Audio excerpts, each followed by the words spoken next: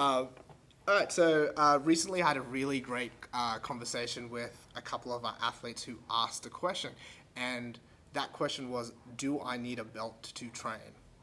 And the real answer to that is, it depends. It's important to understand what a belt does when you're using it, and why people gain so much confidence to lift heavier weights, to do bigger sets, and to just train more effectively with a belt versus without a belt. So the way to think about it is this. This is how I conceptualize it, and this is how I explain it to athletes.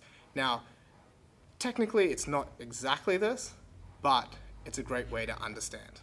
And this is what I tell them. Let's take this bottle and pretend that it is your torso. When the bottle is open, I can bend the bottle or squeeze the bottle quite easily. Right?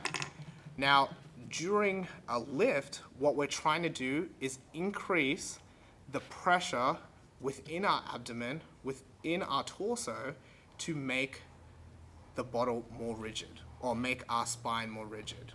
Right? Yes, there is musculature that keeps us erect, keeps us straight, but there is also the pressure which helps us refrain from being squashed by massive loads of weight. All right?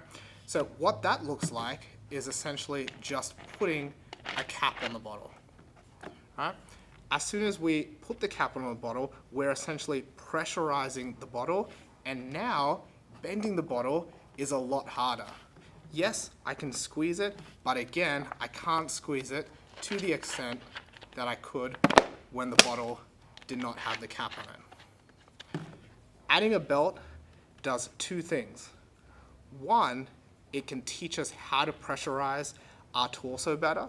So it gives us something to push against with the bottle.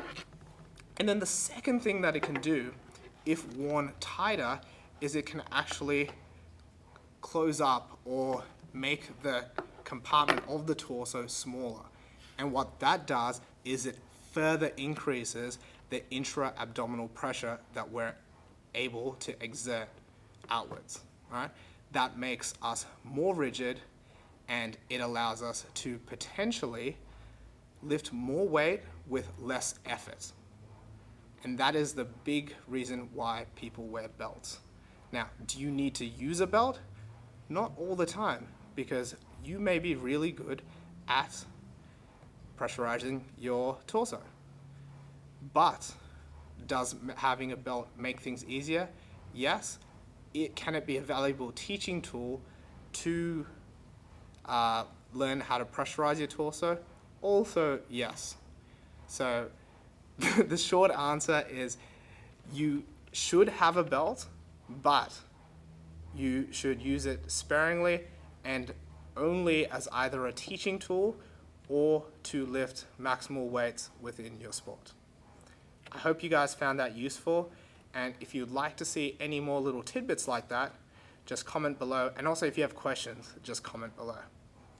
I'll see you guys next time.